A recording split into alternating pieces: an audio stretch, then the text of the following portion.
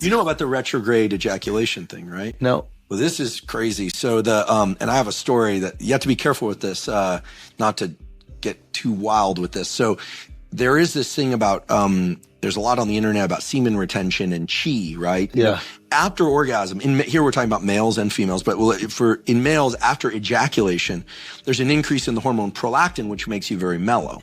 And that sets the refractory period.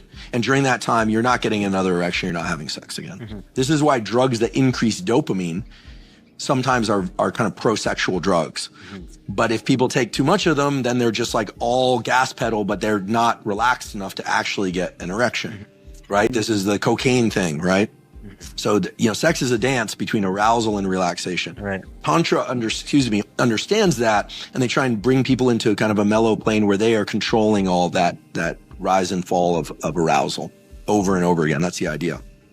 So there is this notion of certain Asian cultures have talked about retaining chi by, instead of allowing semen to leave the body during orgasm, there's a practice of pulling it back in by inhaling and clamping essentially the muscles around the prostate.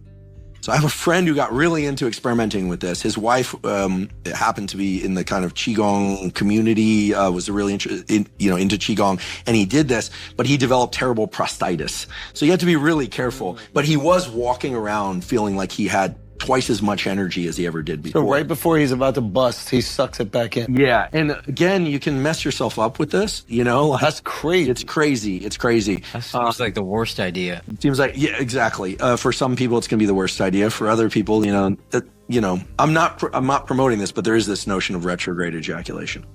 Do you ever let it out?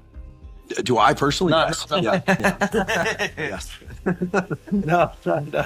Do you, like, when you retrograde, do you ever actually ejaculate? They do. They recommend they do it like once a week or something like that. I mean, a lot, as long as we're on this topic, if you do want to get your partner pregnant, stay out of hot tubs and saunas in the 60 days preceding that. 60 days sperm seed. But you can put an ice pack between your legs if you want to keep your testicles cool. There's a reason why the scrotum moves. Yeah, because you keep the sperm. Hot tubs, saunas. Yeah, 60 days before trying to conceive. Yeah, and it's not a good form of birth control either, because I think plenty of people have been conceived in hot tubs and saunas. Yeah. I don't know the exact number, but let's assume.